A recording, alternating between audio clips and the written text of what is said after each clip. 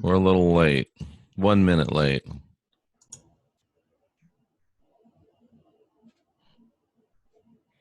Well, greetings, everyone, from the heartland of America, straight to your heart, I'm hoping. I'm Jeffrey Daugherty, the Christian whistleblower, joined as always each Sunday morning by my good friend, R. Wayne Steiger, and this is not your normal Sunday show, so come on in, settle in, grab your coffee, grab your toast, and let's talk about everything and nothing, Wayne. Hey, listen, it worked for Seinfeld for over a decade. It really worked well, didn't it? It did. I mean, I was a faithful, viewer of that every Thursday, NBC. Absolutely. Yeah, I caught it in reruns. I wasn't with the originals, but I think I was too holy during the original run to watch. I can see that. I can balance that out. It's like, sure, all right, no problem. So Wayne, I went to a dinner party last night. Is when I don't do that very often, but I went to a dinner party and it was with some very wealthy people, and they happened to, most of them, be Christians. And when you're in that situation, I'm just asking you for advice. When you're in that situation and they say to you, "Hey Jeff, what do you do?" What is the answer for what we do? We are self-life improvement consultants. Oh, I like that. Yeah. And I like that. We're dedicated to that. And of course, people look at you and go, "What?" Exactly. Well, it doesn't help when you say, "Well, I have a YouTube channel." No. Because it can't be left there. It's got to go deeper and deeper. And then 20 minutes later, you're still trying to explain it without upsetting everyone at the table. It was very interesting. My stepdaughter kind of went through, she's dating, and all I got to say is, man, I'm glad I'm not in that scene because it's brutal out there. And anyway, she's not a Christian. And funny story was that she met a guy and he said, "I don't think we're compatible." He says, "I'm a very devoted Christian and you're not." Ain't that the truth? Ain't that the truth? And of course, that it never blossomed. But it was, I learned some stuff. I'm there with, I know these guys are not billionaires, but, tens of millionaires. And yeah, I was thinking about how we're starting to hear it, and we're going to start to hear it even more throughout this election cycle, about this thing about the evil rich. The evil rich, the evil rich, the evil rich. Now, I know there's probably some evil rich, and I don't know any billionaires, but those guys and ladies that I was with last night, salt of the earth, have your back. If things go down, I wouldn't want to be with any nicer people. So keep that in mind as you hear all these stories about the evil rich. The rich are not evil, and I've met a lot of poor people that are a lot more evil. So maybe when you start thinking about complaining about the evil rich, maybe take that energy and put it towards doing some more work. And who knows, you might be able to join them. Well, the thing is that it's the rich giving out that message. I mean, if it's coming out of media, well, guess what? Someone owns that company. Someone's the CEO, true. And they're making more money. It's nothing more than division. If it's really interesting, Lynn and I were talking this morning, and I said, "Isn't it interesting that," I said, "how the world searches for peace? We hear this. We have to all get along." And I said, "You know what, sweetheart? The problem is most people can't get along with themselves, much less others." I mean, I heard one person say, "Well, I don't have any problem with ghosts or whatever." But you know what? The guy was a real asshole. And I told him, I said, "The spirits don't want to be around you. They already know." Yeah, that's funny. And one of the guys was a very renowned heart surgeon, and he flies all over the world to do heart surgeries. And he studied philosophy when he was in college. And great sense of humor. He says, "I used to ponder, who was God and all that. Now that I'm a heart surgeon, I know I am God." Ooh, profound. Of course, he was being funny, but it's interesting when you think about it. I actually think that he was speaking more truth than what he realized. Yeah, I think he was too. That always leads into a good thought. I have been reading a book called The Multidimensional Man. And so let me ask you, What is your anticipation of after you die this physical death? What are you anticipating to be your first waking moment as the dead? Well, I've actually thought a lot about this, and I've done a lot of preparation for it. And what I now think I know is that when we go into that death state from this life state, typically what happens is it's like being born as we were in this state. I mean, people don't come in born, hi, how you doing, calm, relaxed, composed. They're screaming, they're yelling, they're crying. It's a huge shock to your system to be in a new realm from an old realm. And for me, the key is at that moment of complete shock, at that moment of complete newness, to be able to keep my awareness around me enough that I'll be able to decide where I go and what I do next in a divine, sovereign, and free fashion, rather than being frightened, scared, discombobulated, where I could be directed, led, or guided by forces that may or may not have my best interest at heart. So I want to be divine, sovereign, and free when I die. And I'm expecting that's one of the reasons why I do the polar plunge, because, I mean, it doesn't get any easier. You always go into that 38-degree water, and it's always the same. But the first time I did it, I'm coming out of the water saying a particular word that rhymes with duck over and over and over and dancing around in circles. But now I come out calm, composed, on the outside at least. So I think that's a one part of a training for what happens when I get to that place that you're asking about. It's interesting. We welcomed a new grandson into the world on Friday. Congratulations. Well, thank you. And wish we could give you a name. Parents haven't given a name People yet. don't do. People wait now. I mean, my aunt, my cousin had a baby, and that poor kid went almost 2 weeks without a name. Well, now it's by law where this child was born, you have to have a name before you leave the hospital. Oh, wow. Anyway, so he came into the world by C-section, and his parents were prolific on the camera. And my point to this is, when little dude came in, he looked like an alien. Well, they all do. Yeah, but seriously, and here's my point. When they took him out of the womb, you're all squishy. I mean, man, you're swollen. Yeah. And within 6 hours, his body began to adapt much quicker because he did not go through the vaginal. Oh, that's interesting. And so I'm looking at this child in the video, and it reminded me something in this book I'm reading last night. I was almost going to text you, but it was late. And here's the interesting thing. He made a quote about babies.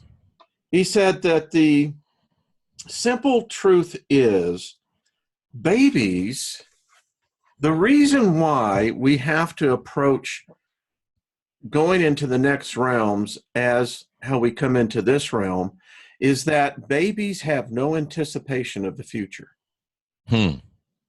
Nor do they have any balance between pain and joy. That's interesting. And he said that as he practiced out-of-body lucid dreaming, that the way that you go in a dimension higher is that you literally have to approach it that way. Interesting. Yeah, that makes sense. Yeah. So just at that moment, you go, wow, okay. Wayne, have you ever done any intentional work with like contacting spirits, talking to spirits, people that are departed? No. No? No. Can I ask why? Yeah, because I can do it. Yeah. And I don't like the voices, they get too crowded. Oh, that's interesting.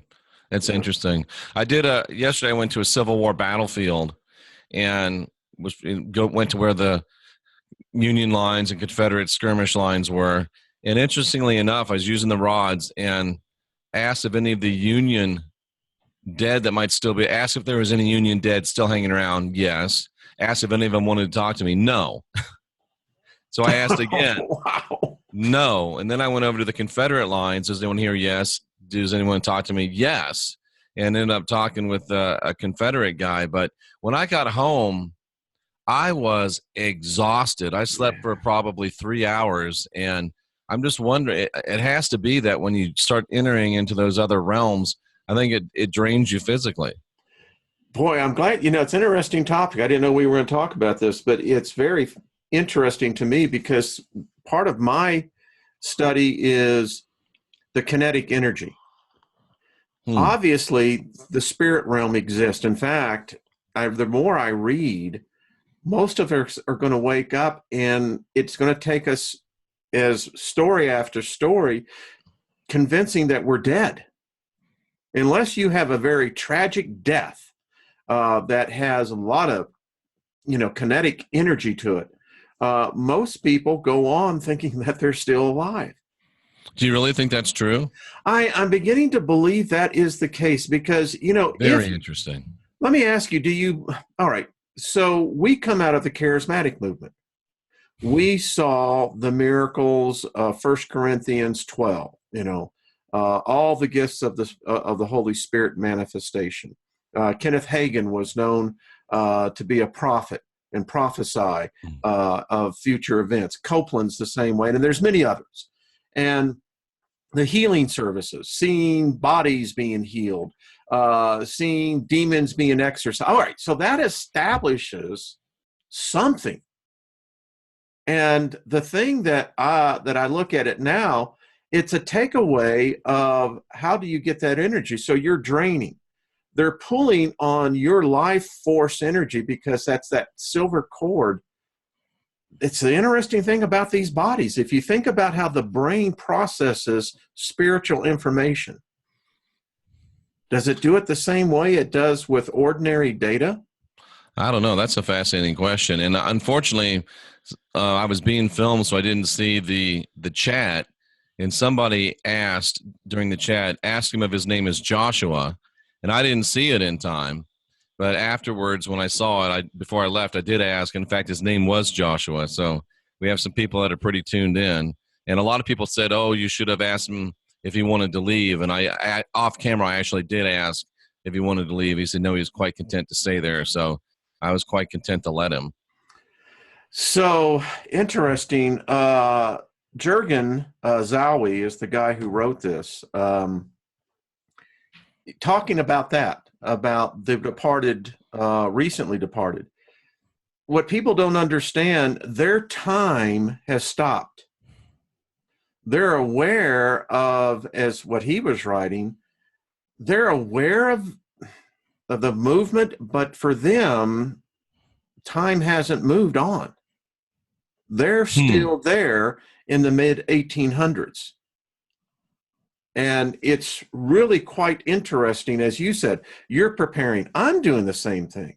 I'm not going to be this victim of going on the other side and hoping that I've got celestial parents going to be there to birth me into it.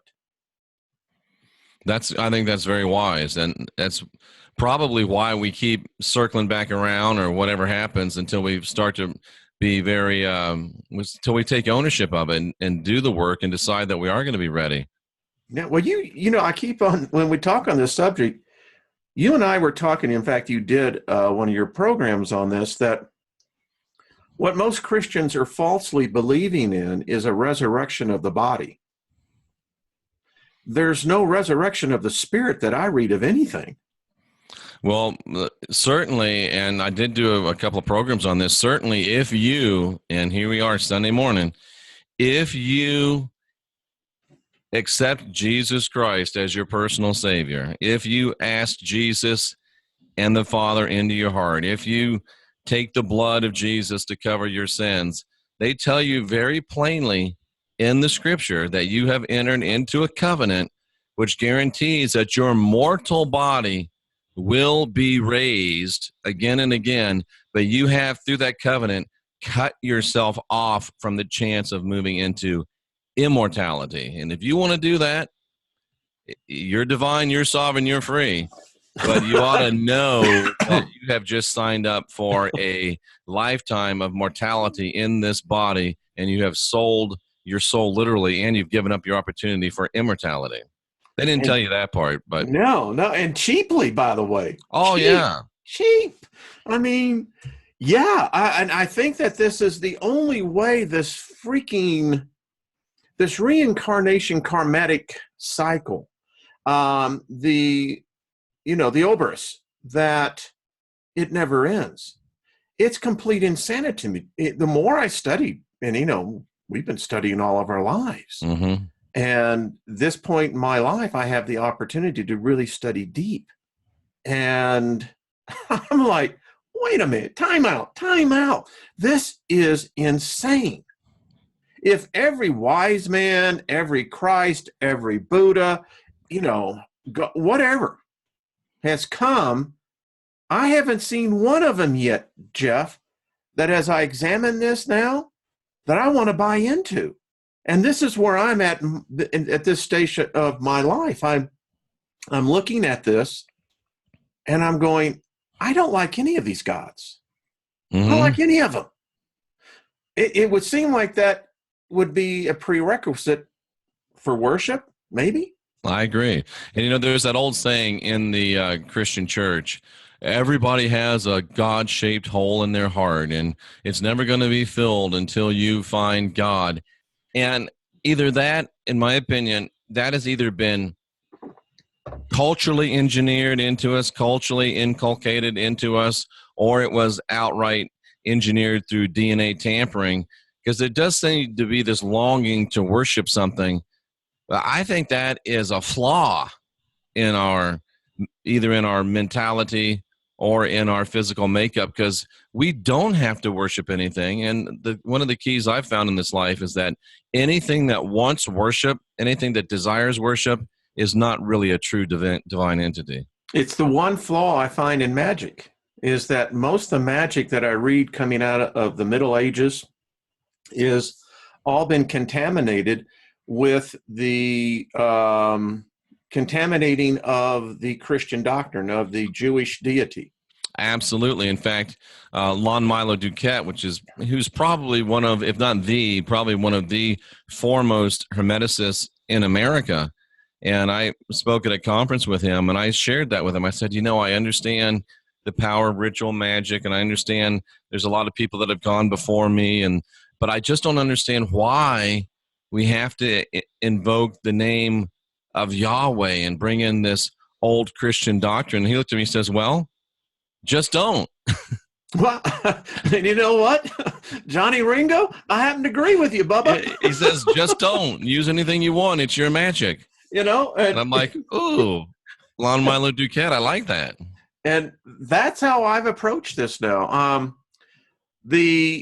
The epiphany hit me on Monday. We're on my channel. We've been doing this study of sigils. Yeah, I've been watching, and it's fascinating. The more I get into it, the more I'm convinced we are immersed in a magical spell world. Oh, absolutely. I think, Jeff, this is just where I'm coming at. I think these eyes, they're under a spell. There's these incantations. The sigils are everywhere. Oh, they are. And I think they emanate very powerful energy. And I think that the dead know this as well. I think they do. And all you have to do is look at the corporate imagery, look at the advertising imagery around you, and you'll see lots and lots of sigils. Oh. Now, my wife is a very practical woman, and of course, you've met her. I sat next to her for a couple hours, and she's not someone that, Anyway, I love the woman. She has been a special gift. It tells why I got favor in my life. But anyway, I digress. Yeah. She came to me the other day, and she says, she says, because she deals with a lot of medical, pharmaceutical, and what have you. She said, every damn company's got these sigils. They do.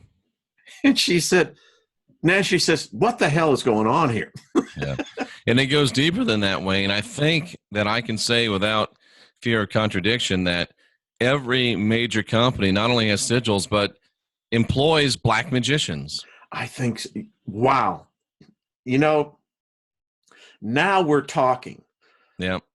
I contend every government has sorcerers. Oh, no doubt about it. there are black magicians involved in all politics and all governance. Yeah, they're on the payroll. Lit T says that you can even notice pedophilia symbols on children's hospital gowns. Yeah, it's everywhere. It is everywhere. It's I so I kind of feel like I'm in the swimming pool and I thought I was in the deep end, and I'm still in the kiddie pool because here I am waking up to this knowledge that I think the most intermediate sorcerer wizard would know, and here I'm finally going, hey, wow, Steiger, these freaking sigils are powerful magic. They are. And the thing about a sigil is it's powerful whether you know it or not, or whether you want it to be or not. Yeah, it is. It's very growing in the grocery store now is a real trip. I said it's like we almost need our own talisman. You need. Oh, that's interesting.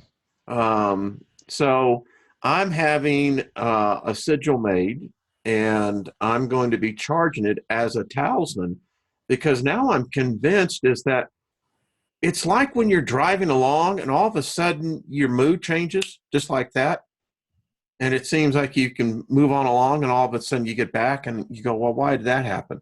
I've been in conventions where a certain person will walk by and you can just sense that there's something. And I used to say it was, something different. Now I understand most likely they were a sorcerer, a magician of some kind. Absolutely.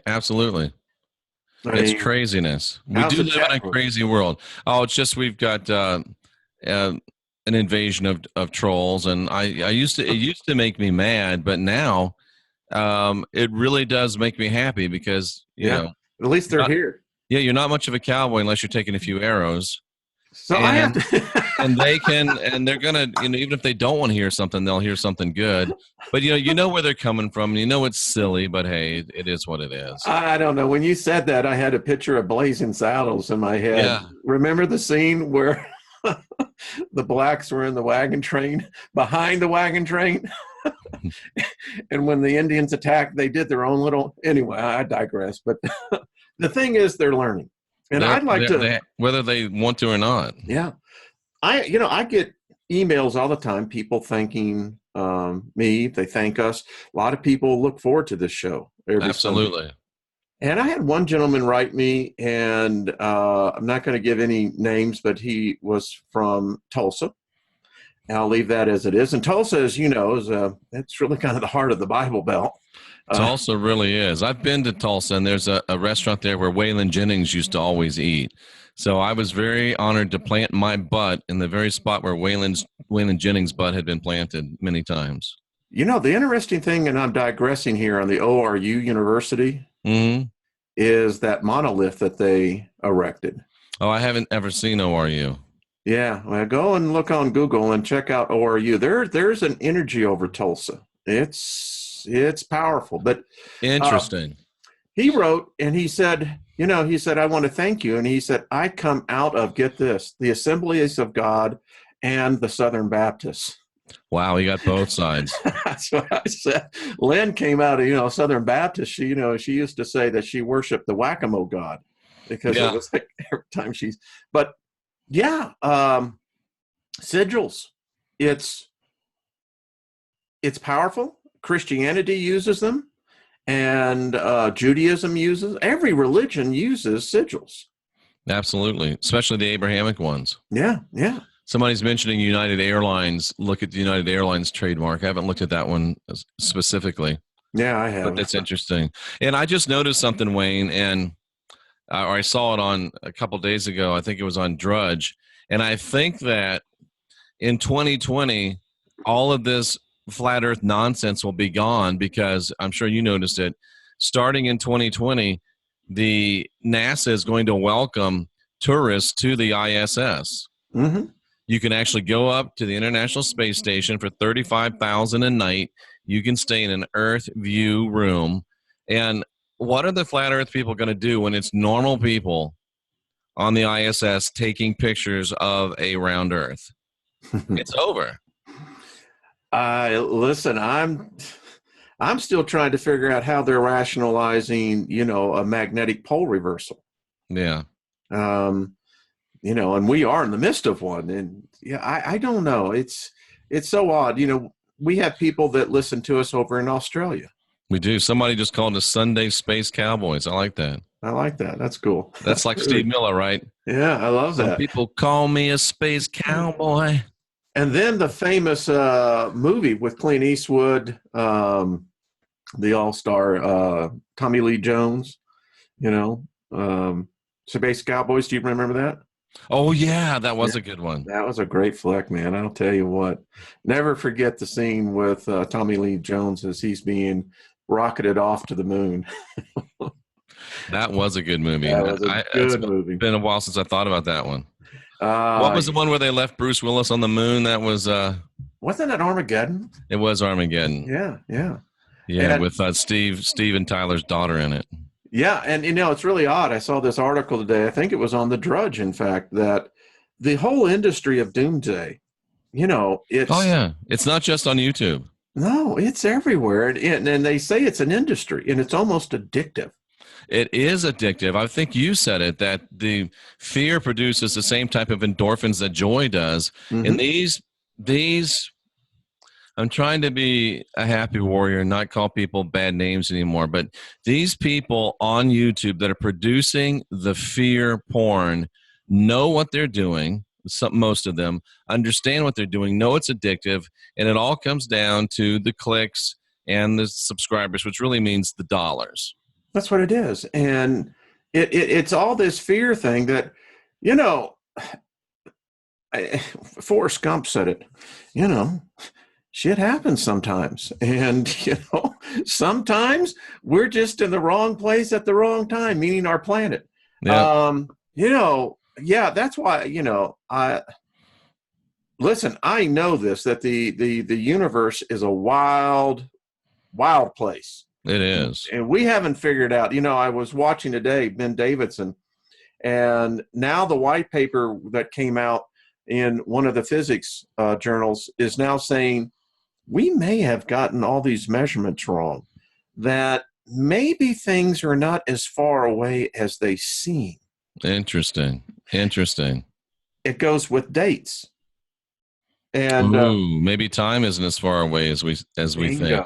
And Wayne, I just don't understand how it's funny, because most of the people that do the fear porn, most of them are Christian based. If not straight out Christian, they're Christian light. And yet Paul shows very clearly as an enemy, showing how they're going to defeat you, that the true gods have not given us a spirit of fear, which translates to timidity, cowardness, or fear. We don't have that spirit from the true gods, but that the Lord is the one that gives us the spirit of fear and of timidity. And conversely, the true gods have given us a spirit of self-control. What is it? That God has given us a spirit of fear, but of power, might, and a sound mind. So anything that comes and makes you feel fearful doesn't come from a place of divinity. Period. And that's the paradox of the whole Christian faith. The Judaism, they know that their God's an ass. I mean, they know he's a vindictive, jealous God. Yeah. But the Christianity gives you this concept that, and I have my plaque right up there. I said, you ever show me the God of 1 Corinthians 13, 4-8, that would be one I'd probably want to sit down and talk to. I think I could probably really have a good conversation with a God like that. But I haven't found that. Yeah. Well, you find him every time you look in the mirror, don't you? Yeah, and that's the thing about what Jurgen writes about. He says, our reality is going to be, how did he say it?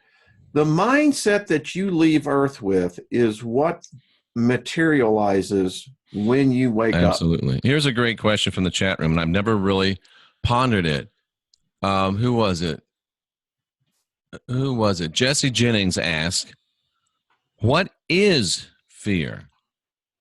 It's a force. It's a living force.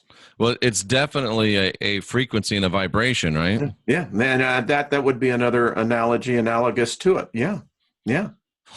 What is fear? Well, it certainly is disempowering, unempowering. I mean, it reduces you almost to immobility. It puts you as a deer in the headlights. And who would want you in that position? Well, I think fear is also a parasite. It's paralyzing. It is a parasite, huh? It feeds off our faith.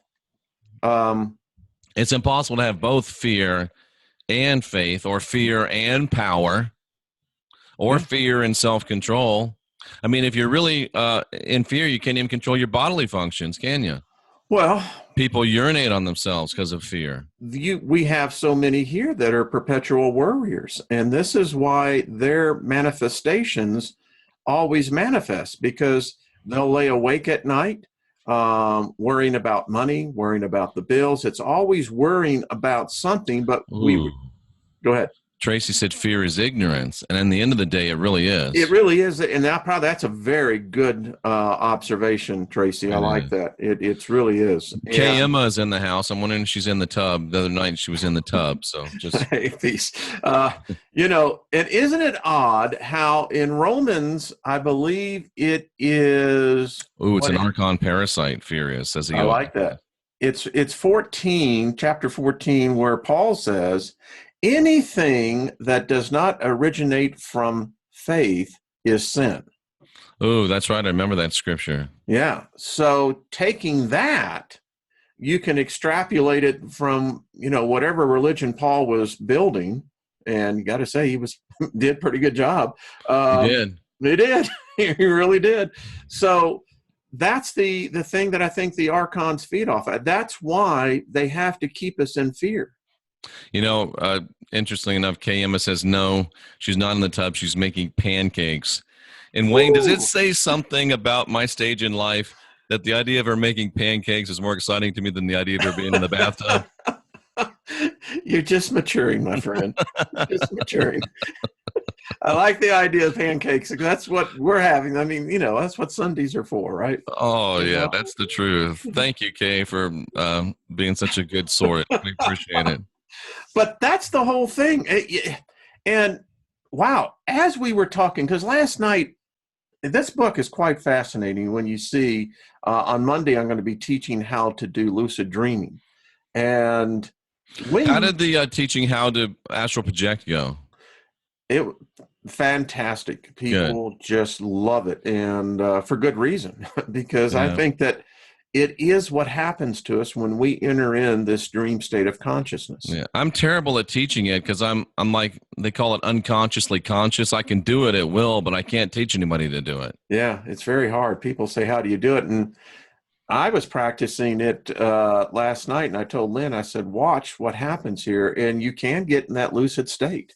It's pretty cool. It really is. Also, and this is something, here's my next project, and I keep talking about this and I keep forgetting about it too, is I'm convinced that there are multiple dimensions, and I'm convinced that there's probably multiple me's in those dimensions. Would you say probably so? I'd say yay. So my new goal is, since there are multiple dimensions and multiple me's, how can I leverage all the me's towards action in this dimension? All I can tell you is what I've been reading last night on that very question. Apparently, you remember the movie Contact with Jodie Foster? Carl Sagan helped write that. And Matthew McConaughey. Yeah. All right. Remember The Billionaire? And when he got Jodie Foster and she said, you figured out the primer. And he did. He figured out how the primer worked. It was in a multidimensional view of what the schematics were. Right. Well, you've just hit on something. There's multiple of us. We know that the brain, scientists have proven this. I did a whole article on it. We live in 11 different dimensions, our brain does. 11 different dimensions. Interesting. So that means there has to be in a connected atoms, molecules, a conscious level at some point in each one of those dimensions. So the Yep. point to this is, at one point, someone of you, of me, we're going to figure it out. And when we do, it spreads immediately. And it alters the atoms themselves of our very makeup. That's powerful. And there's a fellow named Bert Goldman that has pioneered something called quantum jumping, and I paid for that How was years that? ago. It was powerful. I mean, whether it is actually jumping to other dimensions and meeting yourself, or whether it's just accessing parts of your brain here that you haven't, I found it to be very profound. And basically, his thesis is, if you whatever you need, there's a you in another universe that knows how to do it, and who better to get advice from than yourself? So you go into a meditative state, you go and see yourself in another dimension, you find out how to do what you need to do, you come back and you get her done. But I want to take it to the next step. Let's all work together. Let's all the Jeffs, I know it's a horrible idea to think there's more than one of me, but let's have all of those Jeffs work together to focus power into this dimension, and then I'll be happy to work with the other Jeffs and help them focus power in their dimension as well. Thou shalt have no other gods before thee. Ooh, yeah. Now, Because you don't need to. You're powerful enough if you just leverage all your assets. Ooh, that's good. I'm going to write that down, Wayne. Steal that. I feel a show coming. that's fine. You can go ahead and use it. This is what we use this show for. So the fact is that your and my reality of even death itself is going to be different. Yeah. It's like this. The guy brought out this. He says, so you have 3 aliens that are in a ship, and they're coming down to Earth. One lands in the desert, one lands into the tropical forest, and one lands in the Pacific Ocean. They return back to the mothership to give their report to the council.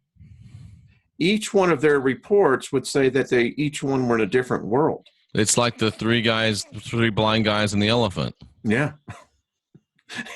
I love that. Yeah, it's interesting. But think about that. And that's how reality is. That's how religion is. When I finally got out of the God spell, in fact, I'm working right now to coordinate time with Ken Humphreys, and the author of that Jesus Never Existed. But here's the point. I suddenly realized this. Jeff, all the realities that you and I share are only sharing. So why wouldn't the next dimension be the same way? That's true. And that's why it makes me so upset when I hear people say out of one side of their mouth, we're powerful. We can manifest our own world. We can manifest our lives. We can create our reality. And then on the other hand, they say, oh, bad shit's coming because it's written. Which one's true?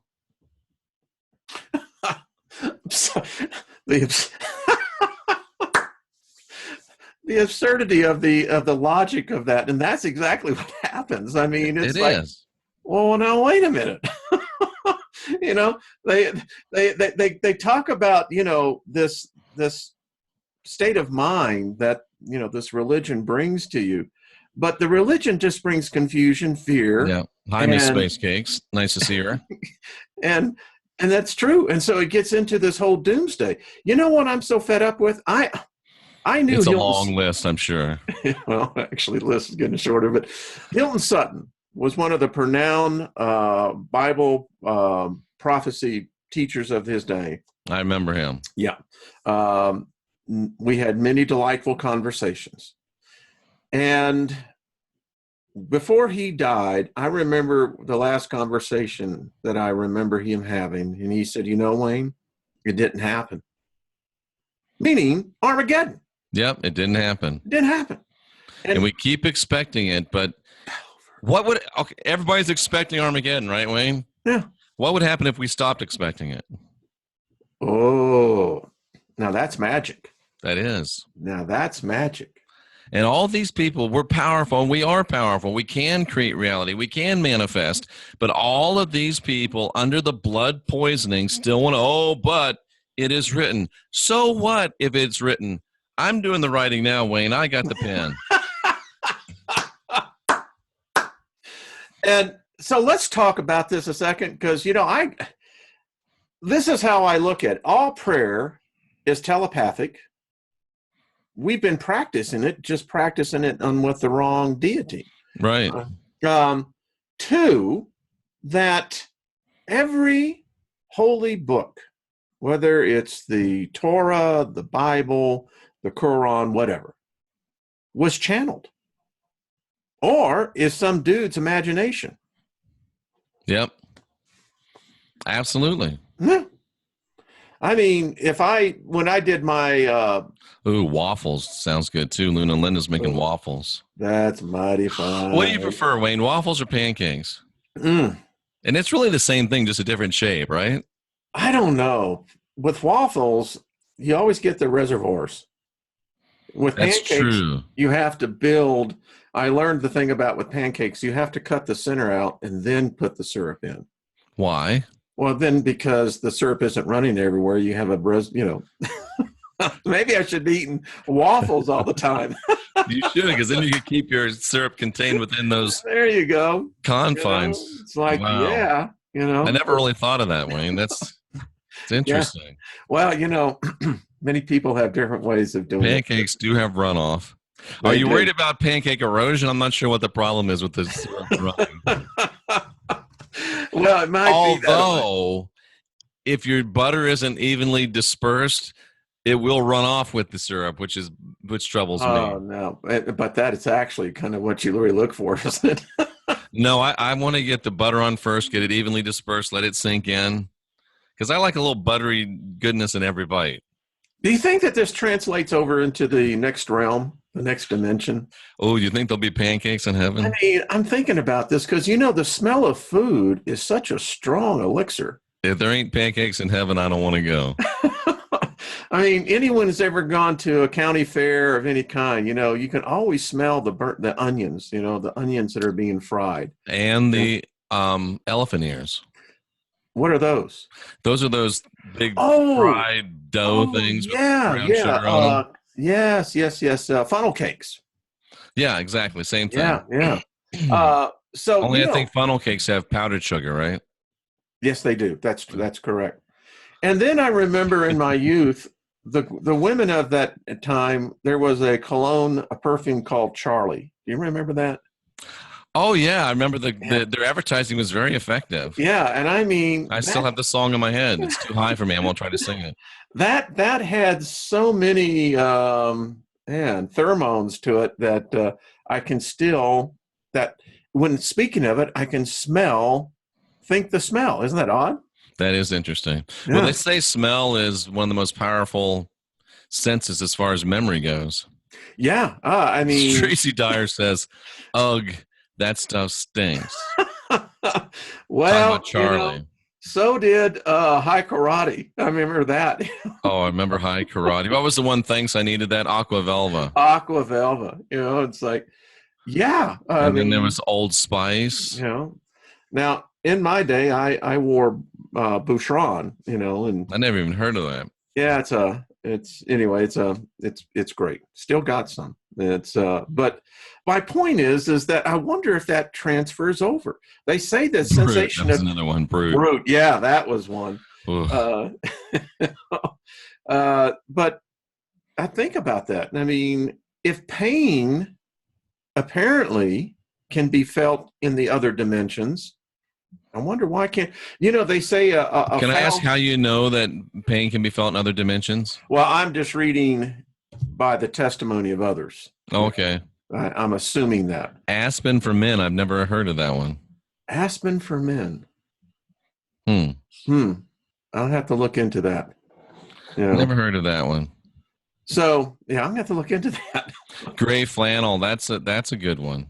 Yeah, I remember that one. So it's just one of these things I think about all the time. It's like, now, in case any of you are wondering, Tracy Dyer's kryptonite is Abercrombie or Drakkar Noir. Yeah. Drakkar Noir. Okay. Yeah, I remember that.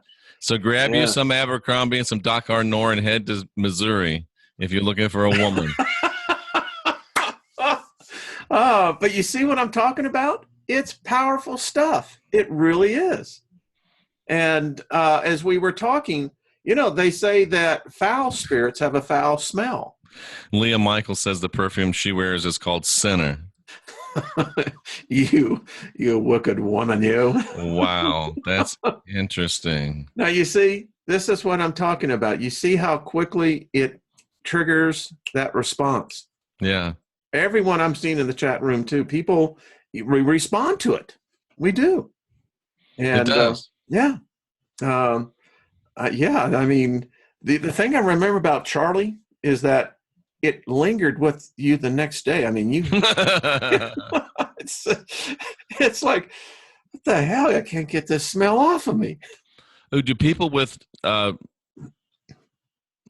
Alzheimer's and dementia, do they die without memories? Interesting question.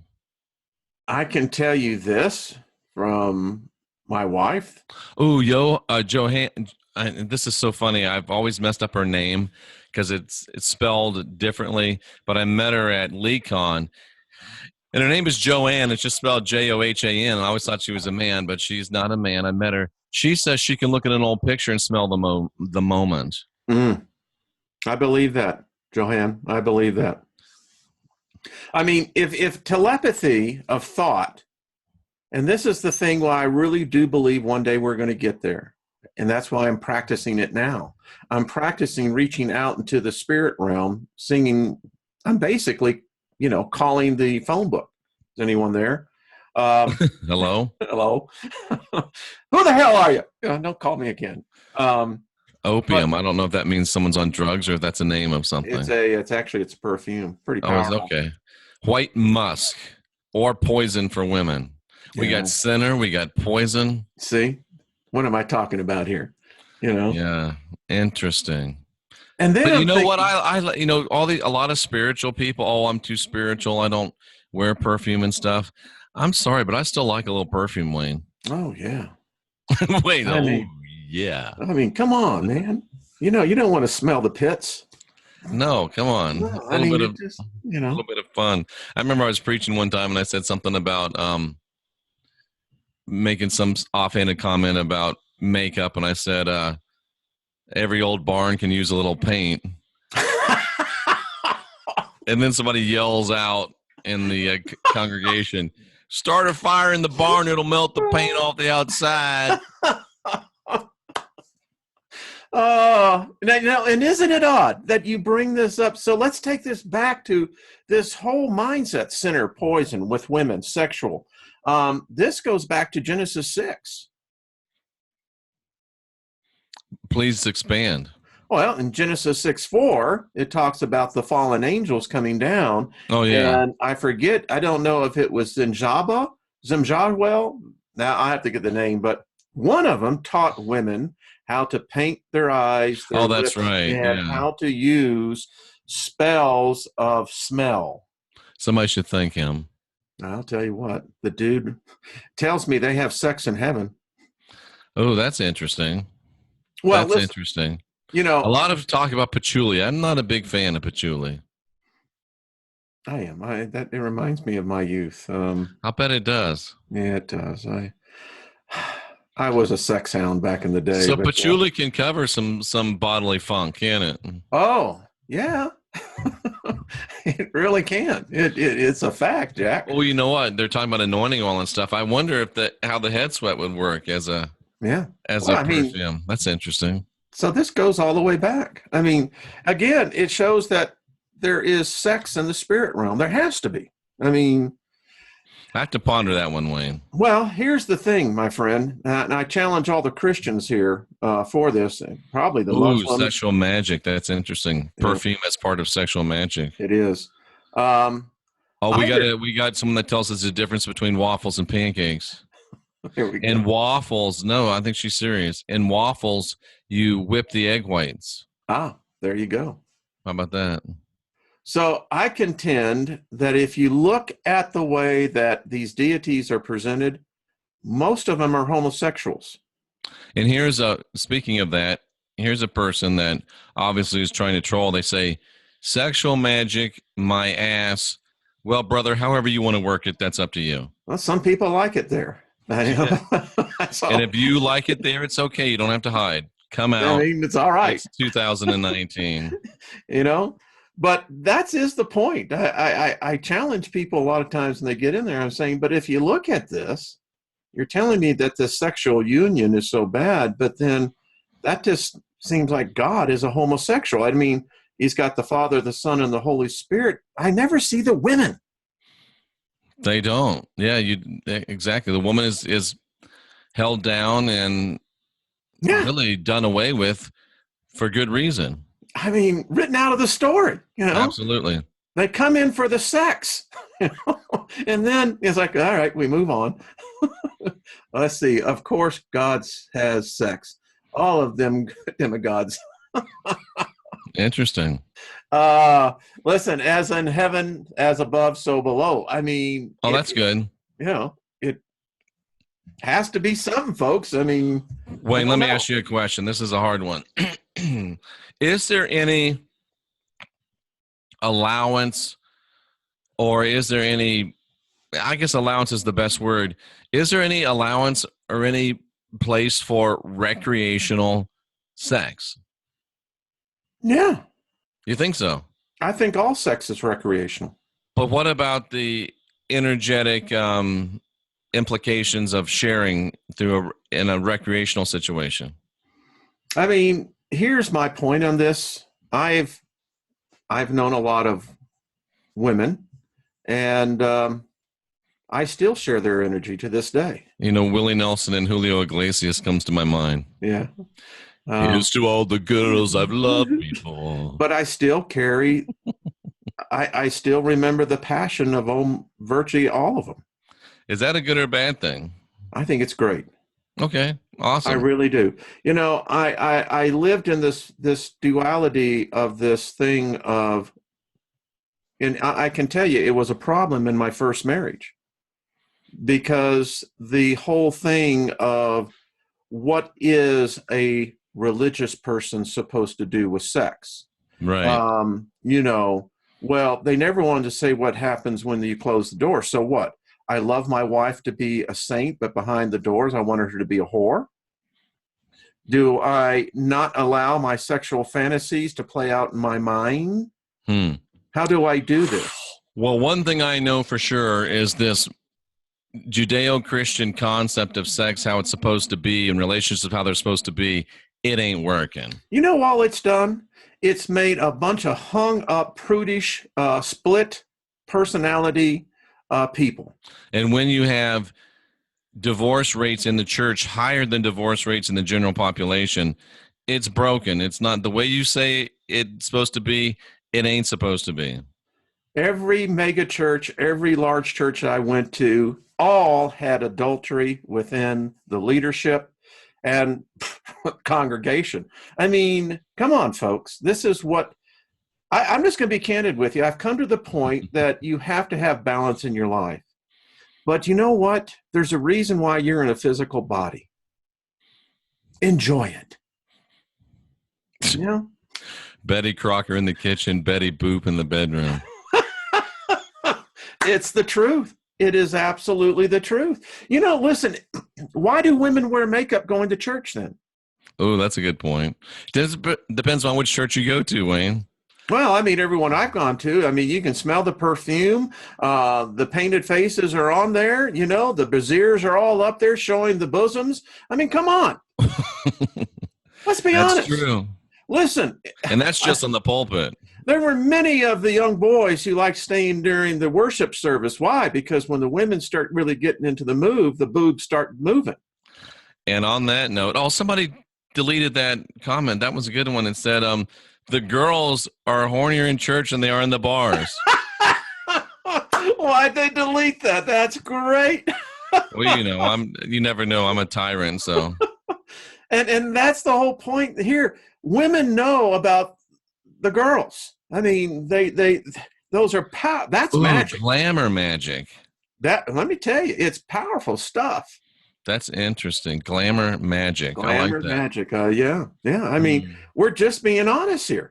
And, so there's the dichotomy of the whole thing of church and religion. You go in to worship this God you can't describe.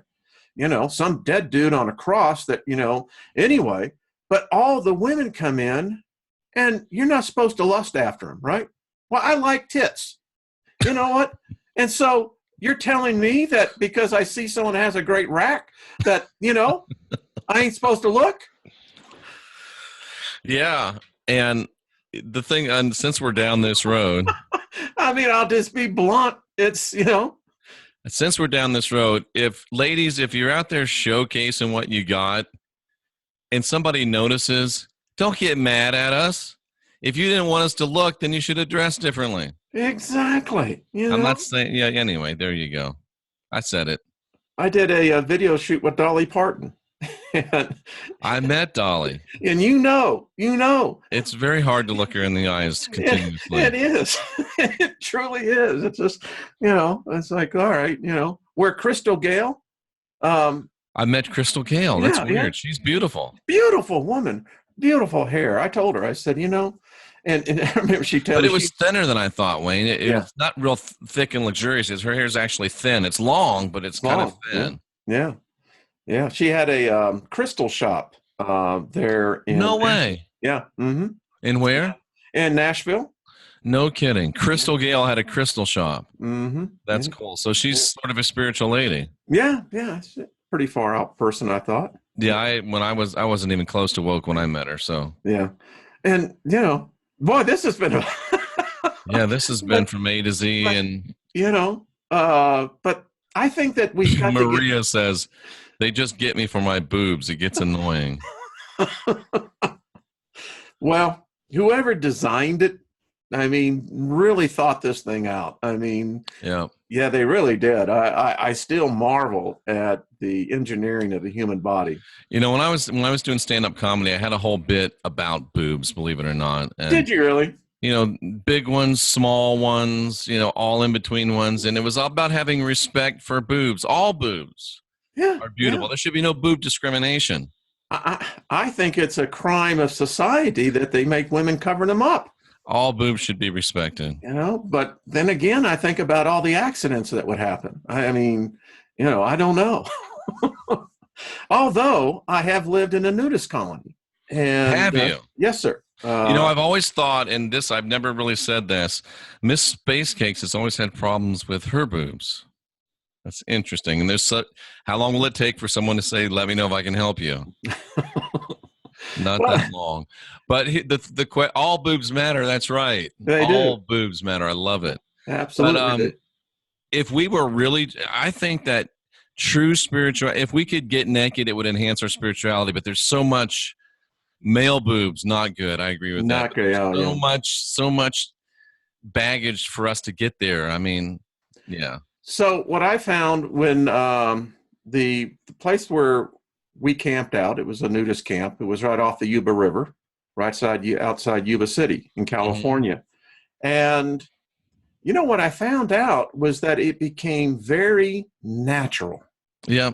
Maria says the coolest people she's met right in Nude Beach. Yeah. And I knew families that brought their children up there. And, it was never sexual in the fact of meeting someone face to face because we didn't have any clothes on. Yeah, but what if you meet someone that's really attractive? Do you ever get embarrassingly excited? Well, I think it's pretty much known with most of the people that men will get erections.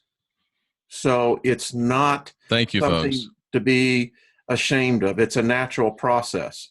Yeah, but dude, that's got to be uncomfortable. It depends on who has the erection. Yeah, but I mean, if you do, and you're walking around, all these people look at they look at the new guy over there. Well, you're like, and that's true. But you know what? It's like anything else. Teresa's been to a nude beach in Saint Martin. Says the people were so free. I'm telling you, if we could all wake up in the morning and do sun gazing together naked, it'd be a better world. But it's tough for us to get to that place because somebody said something about man boobs. Kay says man boobs as long as they fit the man, but no man should have boobs. I still try to work my pecs out. You got to, man. Do some sit-ups, not some sit-ups. Do some push-ups, bro. It still happens, but Here's something, and I've contended this. The reason why we cannot reach our full spiritual potential is that we wear clothes to Yeah. hide that which is within. We got a bunch of freaks in here. Lit T went to the nude beach in Antigua. Oh, we've got some very free-thinking people in here. We do. Be fair for all boobs. That's right, man. I wish I could remember that whole bit. It was very funny. I'm sure that would be funny. I would have loved it, you know. A song went with it. I had something to like My Country, 'Tis of Thee. I had something to that tune. And if I was on that night, the whole audience would be singing it. It was great. I think I can almost pick up the first lyrics on that. You can. I kind of like Liberty, just let your mind go. I like it. I like it a lot. It was awesome. It was awesome. So yeah, I mean, but we all agree that nudity is freeing and liberating, but yet we still can't do it because of our hangups. No, and you know, we live in a how many times have I heard this, you know, in a Judeo-Christian culture where we have morals and we have you know, standards. We do. Yeah. But see, that's the whole thing, because there's no way that you could be into, well, I guess there is a way, but it would be much more difficult to be in a society where nudity is open and free and to maintain these Judeo-Christian sexual mores and limitations that are put on us. And all that does is... Genesis programmed us to be naked and ashamed. Tracy Dyer takes it right back to the very beginning. Yeah, naked and ashamed. Naked. So shame why is equated with nakedness. That's what I'm saying. And that's because there's power in sexuality and they don't want us to know it. Well, you know, part of the sigil... Oh, I got to read this. Steve Hawka, rock and roll. Oh, boy, what did he say? What's going on? No, I'm not going to read that one. That's too much. We won't delete it, but I don't want to read it on the air. I'll tell you, here's how I look at it. If we never made it forbidden, it would never be so desirous. I remember Jimmy Swaggart saying to me, Jeff, the best way to get people to do something is to make a rule against it. Exactly. They'll go and do exactly the opposite. Yeah. And I often think that, so whoever created these bodies, are they walking around naked? Why would gods wear clothes? I don't know. Is there modesty in the spirit realm? What is modesty? Apparently, it's embarrassment. Yeah. Why would you be embarrassed if it's beauty? I mean, beauty is beauty, right? And you know what it really comes down to? More than shame, probably today, is jealousy. Because if you're a man and your woman's like, ooh, if you're a woman and your man's like, ooh, then you're going to get all upset and out of shape and possess. It's possession, jealousy, possession. Yeah. Demons possess, honey. Yeah, it's like demons possess, my friend. If you don't trust, just making some points here. If you don't trust them, don't be with them. Lady Gray Raven says, my dog is naked all the time. Seems okay with him. Oh, lady, I love you. That is so cool. They are, aren't they? But the whole thing with kids at a nudist colony kind of freaks me out a little bit. Well, I never saw a problem.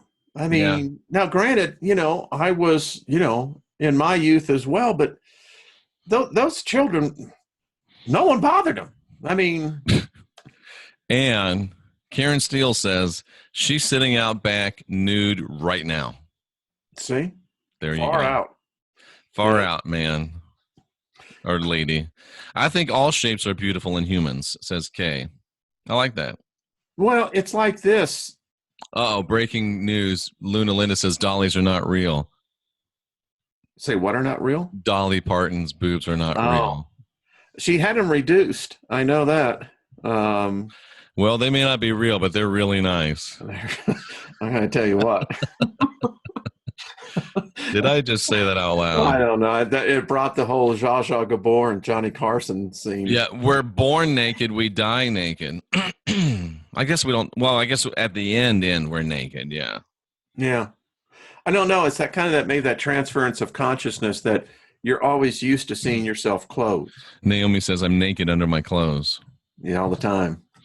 But you know what, ladies and gentlemen, and this sounds a little bit weird, but if you don't look at yourself naked in the mirror, you should. Yeah. If you're not, You there's really a should. spirit. The spirit is enjoying the travel of this body. And you know what? We'll bring Jay Campbell into the conversation. If you're looking at yourself naked in the mirror, you may not be satisfied with what you see, so it may motivate you to make some changes.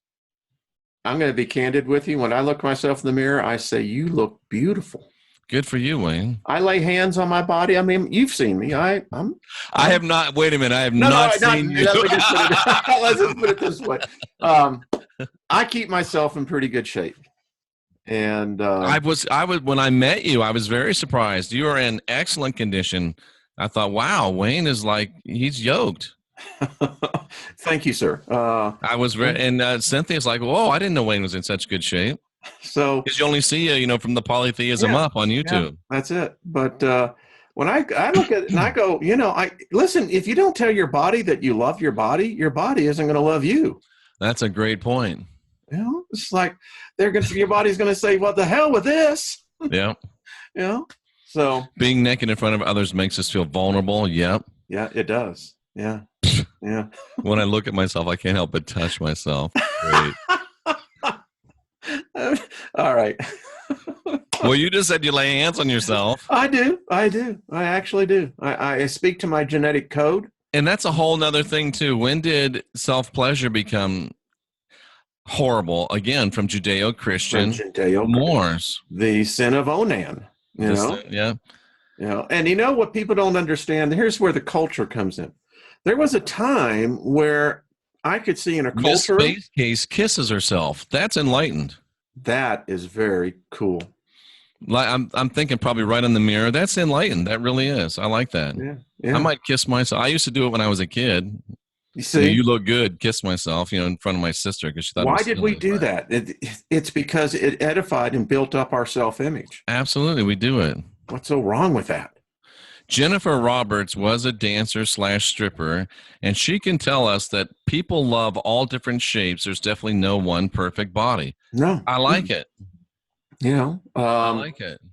And if you even look at how social norms were, you look at the 1900s, very robust women were very much desired. Yeah, the Renaissance figure. Yeah, and I still like that. I think, I think a woman in that beauty. I never was one for Twiggy. We're learning a lot about you this morning, Wayne. Yeah, we are, aren't we? We've really gone over. Lynn goes to work and everything goes to hell. But my wife actually fits exactly what my preference is. So that's all I can say. I'm still on the I kiss myself. I think that's a great thing to do. I think that is profound. That's an awakened individual. That is an awakened individual. There's no doubt about it. Wow. Okay. Now, this has been a most interesting hour. It has been the most interesting hour. Yeah. And we definitely are victims of social, cultural, religious programming. We are. And I think for some reason, James says that pole dancing is a great way to work out. I wonder if James himself pole dances. I can tell you it's hard work. Have you pole danced, Wayne? I had a girlfriend that we actually had a pole in our bedroom. So you have pole danced? I haven't. No. Oh, okay. But you know it was good for her. Yeah, that's interesting. Yeah. She was a I wonder if there's a man that do men pole dance? Is that a thing? I guess they could. I mean, talk about an ab workout. Yeah, that would be like Cirque du Soleil or something. Yeah, I mean, the thing about it is it's exceptional stamina these women have. Now, we know for a fact that our good friend Heidi Vandenberg pole dances for exercise. I can see that. It's strenuous. It really is. I mean, and then that's, I guess, how you start getting away from the sexual aspect of it. Because if you look at it as a workout, I mean, I don't get horny over my barbells. And Jennifer Roberts says that her granny used to kiss herself too. See? Granny knew. Granny knew what was going on. Yeah. Yeah. Granny knew what was going on. She knew. Now anyway. Granny at one time was a voluptuous woman of youth. I was wondering, do gay men pole dance? I don't know. I don't know.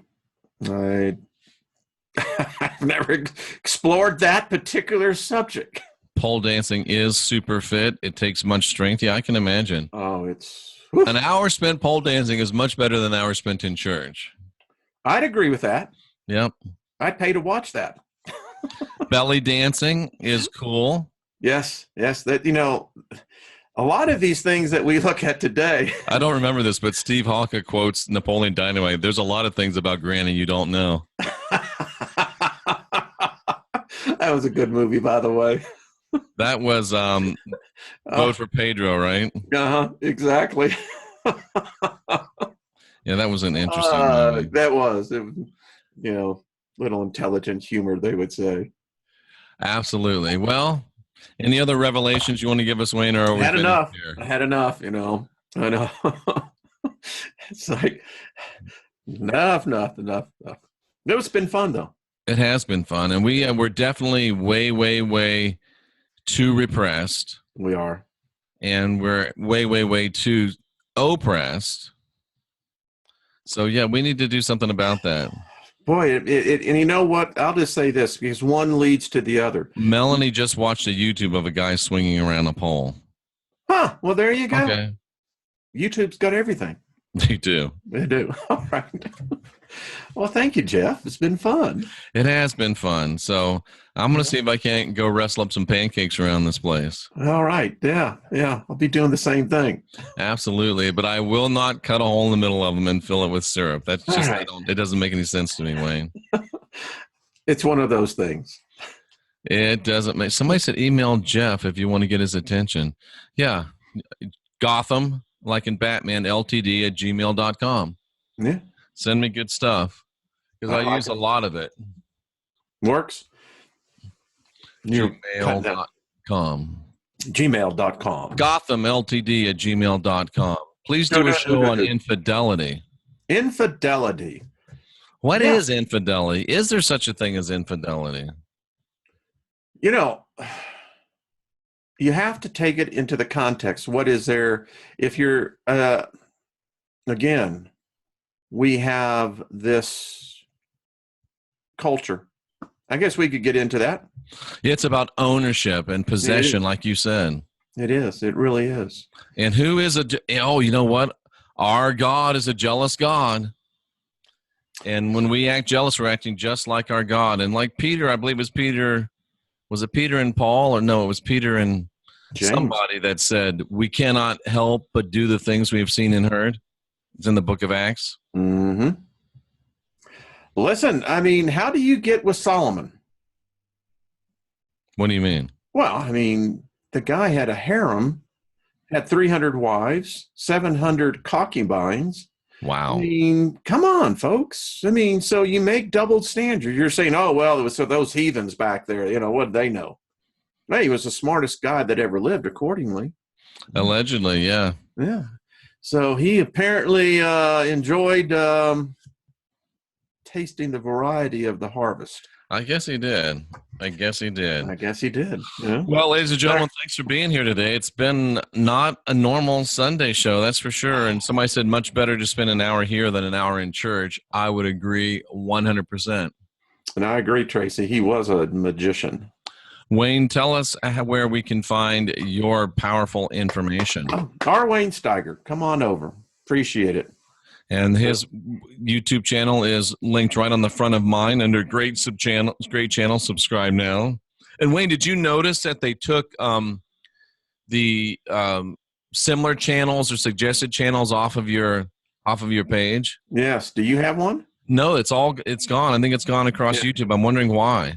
I heard that this is. I have. If anyone still has it, I'd like to know, because this is too.